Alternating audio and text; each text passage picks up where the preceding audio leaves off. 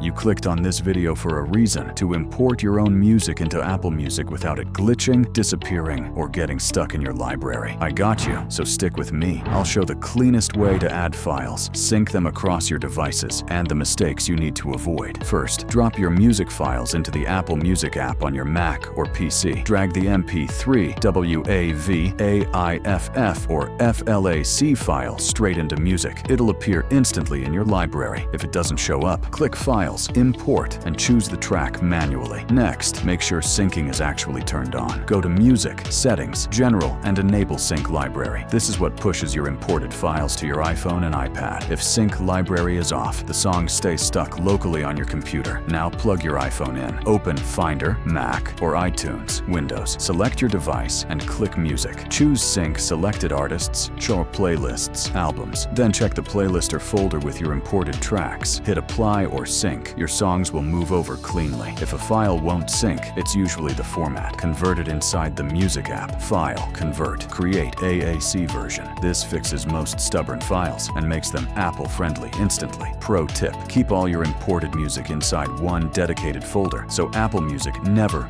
loses the file path. Once you move or rename a file on your computer, Apple Music can't find it anymore. So organize first, then import. If this video helped you, hit the like and sub. If not, drop a comment about the problem and I'll help you out.